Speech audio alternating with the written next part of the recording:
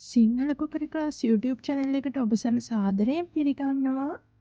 අද අපි හදමු මේ වගේ රසවත් වටලප්පන් එකක්. වටලප්පන් එක හදන්න මම අරන් තියෙනවා හකුරු ග්‍රෑම් 450ක් වගේ. දැන් මේ හකුරු ටික කුඩා කෑලි වලට කපලා ගන්න. ඊට පස්සේ මේ වගේ ෆෑන් එකකට දාලා ඒකට වතුර කප් එකක් වගේ දාලා හකුරු ටික දිය වෙනකන් හොඳට දිගා ගන්න. දැන් අකුරු ටික හොඳට දිය වෙලා තියෙන්නේ. දැන් මේ ටික එහෙමම නිවෙන්න තියන්න. ඒ අතරතුර එනසාල්ලට 4ක් වගේ අරන් හොඳින් ඒ ටික තලලා අරගන්න. ඊට පස්සේ බිත්තර 10ක් මම මේ වටලක්කමට අරන් තියෙනවා. බිත්තර එකින් එක වෙනම කඩාගෙන එක භාජනයකට දාලා හොඳට මේ ටික බීට් කරගන්න. ඊට පස්සේ මේ බිත්තර ටිකට තලාගත්ත එනසාල් ටික දාගන්න. දැන් ඒකට වැනිලා තේ හැන්දකුත් දාගන්න. ඊට පස්සේ ඒ ටික ඔක්කොම හොඳට කලවම් කරගන්න. මම තව අරන් තියෙනවා මිටිකල පොල් කිරි කප් 3ක් වගේ.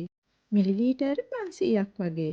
දැන් අපේ නිවෙන්න තිබ්බ හකුරු ටිකට පොල් කිරි ටික දාගන්න ඕනේ. ඊට පස්සේ මේ විදිහට හොඳට කලවම් කරගන්න. දැන් බිත්තර මිශ්‍රණයත් අරගෙන ඔක්කොම ටික එකට දාලා හොඳින් කලවම් කරගන්න. තව ඒ මිශ්‍රණයට ලුණු චූට්ටක් මේ විදිහට ඉහා ගන්න. දැන් මේ ටික ඔක්කොම මේ විදිහට කලවම් කරගන්න.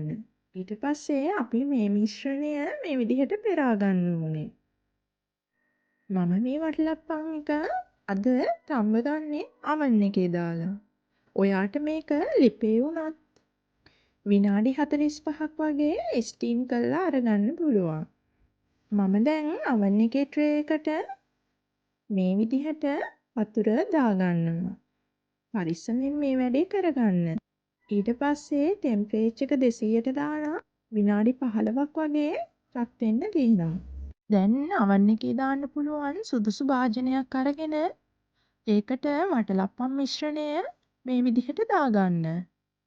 දැන් oven එක රත් වෙලා තියෙන්නේ. ඊට පස්සේ පැයක් වගේ ටයිම් එක තියලා මම oven එකට දාගන්නවා. මේ තියෙන්නේ පැයකට පස්සේ මගේ වටලප්පන් එක.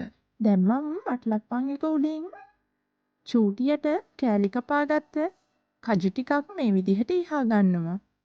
ඊට පස්සේ එළිය මේක ටිකක් වෙලා නිවෙන්න තියලා ෆ්‍රිජ් එකෙන් දාගන්නවා.